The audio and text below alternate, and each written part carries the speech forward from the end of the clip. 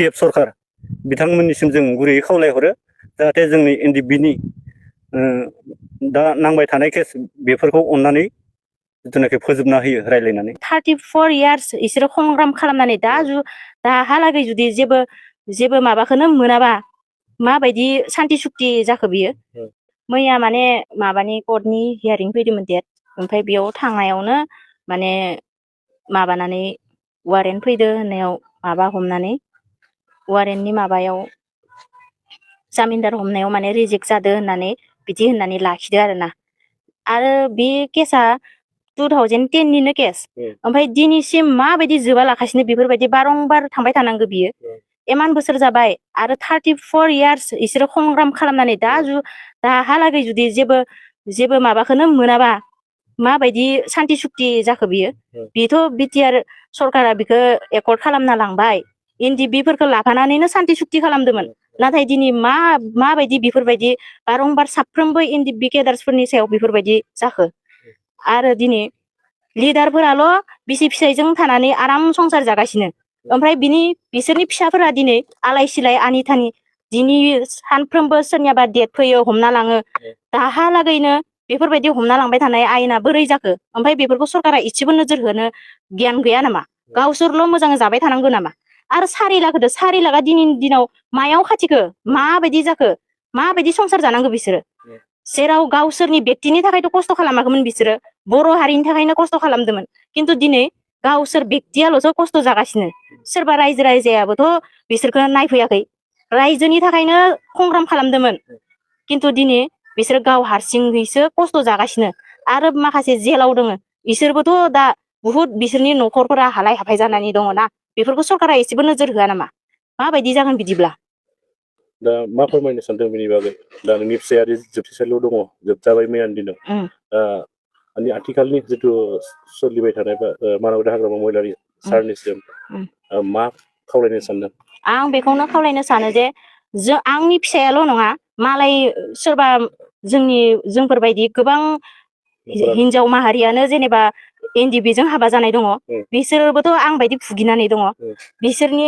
आंनि फिसायनि थाखायल' नङा गासैबो जाहाथे गासैबो NDBफोरा न'खराव थानानै मोजाङै सान्तियै रायजो जानो मोननांगोन सरकारा बेखौनो नायनांगोन आरो गासैनिबो केसा उइद्र' जाजोबनांगोन संगठनानो दिनै बायनानै थांबायब्ला बेयो माबायदि मा केसनि थाखाय बिदि माबागोन आरो हमनायाबो सिगाङो ओरैनो जेनेबा जानला मानला हमखायोमोन जेराव दाय थाबाबो थायाबाबो जाबसिनानै हमखानाय केस इफोरो दिनै जोबनानै थांनांगोन इथ' इमान गिदिर क्रिमिनेल केस नङाना माफोरबायदि जेनेबा सोरखौबा क्रिमिनेल खालामनानै हमना दोननायानोसै माबायदि मैयानि दिनाव लाखिनो मोनखो इमान सान्ति सुक्तिनो बेनो माबायदि सान्ति सुक्ति बेलाय आरो जेनेबा दा बेयो गनानै फैगोन गाबोन समफोरनो फैगोन जेनेबा आरो डेट मारिनो थांफिननांगोन बेफोर थांलाय फैलाय खरस 4 लाख थाखाया बेफोरनि थाखायसो होदोंमोन नामा होमबा बेयावथ' जेबो सान्ति सुक्ति जायाखै आंहा बेयाव जेबो गोजोननाय गैया ओंखायनो सरकारा बेफोरनि सायाव नोजोर होनांगौ आरो थाबैनो बेखौ एक्सन लानांगौ जे गासैबो NDBनि केसफोरा उइद्र' जाजोबनांगौ जेरै संगठनानो बायनानै थांबायब्ला बेयाव बेफोरबायदि केसनि सोंथि जेबो जानो मोना आरोना आंनि साननायाव आंनि फिसायनि मुङा ओरैनो जेनेबा रंजालु मुसाहारि बेनिफ्राय बियो 31 बेटसनिमोन नालाय ओमफ्राय नामा M रैखाथि आरो मिथिनायाव मैया जोंनिनो लोगो रंजालु मुसाहारि बिथाङा मा होनो कर्टआव हाजिर जानायनि डेट दङमोन बिथाङा कर्टआव थांदोंमोन बेनिफ्राय मा होनदों बेखौ खनसे फैयाखै होननानै जामिन बिब्रबदों इमारजेन्सि बिथाङाथ' सिगांनिफ्रायनो थारिख मारिबोगासिनो सानसेल' गेप्सनि थाखाय बिथांखौ जामिन बिदों जामिन बिनायाव इमारजेन्सि जामिन बिनायावथ' जों बबेनिफ्राय मोनासै बिनिफ्राय मुस्लिम जिथुनाखि जामिनदार बिदों मोनथाम रेजेक्ट जादों दा रेजेक्ट जानायाव बे रंजालु बिथांखौ मेजिस्ट्रेटआ जेलाव सोना दोननाय जाबाय दा जों बेखौसो बुंनो सानदों जोंनि राङापारा हालामनि आन्दाराव दासिमबो 12 जन केस थारिख मारिनांगासिनो जुदि गासिबो बिदि जुदि मोनफ्रोमबो थारिख सानफ्रोमबो मारिबाय थानांगौबा बिथांमोननि हालोदा मा जागोन मा मावना जागोन दिनै सोरबाया 22 बोसोर जालांबाय थारिख मारि केसा जोबनायनि लामायाव फैयाखै दिनै जोंनि एकर्डनि बिलुआ मा थागोन जेबो गैया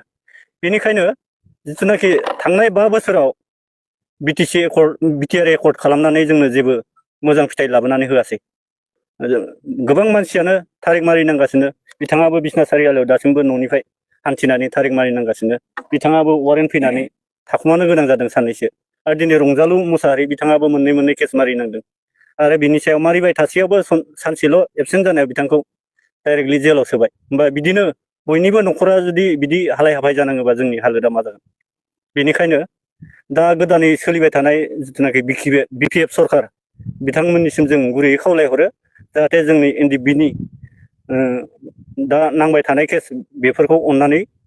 जिथुनाखि फोजोबना होयो रायज्लायनानै जों बेखौनो खावलायनाय जायो। 5 बोसोराव इउपिपिएल सरकारा सालायबाय थादों बे समाव इउपिपिएलआ जेबो खामानि मावाखै नामा? दा जोंनि नुनायावथ' गैया मानोना सनितपुर डिस्ट्रिक्टआव जेसेबां केस नांना थानाय एनडिएफबिफोर बिथांमोननि सासेनिबो दा केस जोबनाय मोनाखै जों दा बिदि हिसाबै जों मोजां नोजोरैथ' नुनायनि माबायाव गैया फेलार जादों नामा? फेलार मोनसेबो साक्सेस होननानै जों बुंनो थाङाखै। जिथु बिथांमोना बुंबाय थादोंमोन जे गबिन्द बिथाङाबो बुंदोंमोन आरो फेरेंगा बिथाङाबो बुंदोंमोन 90%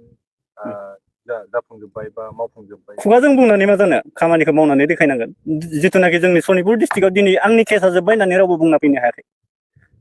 दाबो नै बिथाङानो बुंबाय 2014 ना मायाव हमजादोंमोन बिनिफ्राय दिनैसिम दासिमबो थारिख मारिनांगासिनो आरो नैबे बिथाङा 2010 नामा 14 बेबो 14निफ्राय दासिमबो थारिख नामायगासिनो होमबा सोर साबेसेनि केसा जोबदों रावनियाबो जोबाखै जों बेनिखायनो जों मानियाखै माने बेखार जोंखौ माने मा होनो जों हारिनि थाखाय नांदोंमोन खिन्थु हारिनि थाखाय नांनायनि फिथाइखौ जों मोनासै बे 4 लाख फैसा होदों 4 लाख फैसा होनाया जायफोरा केस दङ बे 4 लाखनि बाय डाबल 8 लाखबो जोबलांदों सोरहाबा दा बिनिखायनो जों गुरैयै खावलायहरदों दा बिपिएफ सरकार हाग्रामा महिलारि सारा बिथाङा जोंनि केसफोरखौ फोजोबना होयोबा जों गोबाङैनो गोजोननाय मोनगौमोन।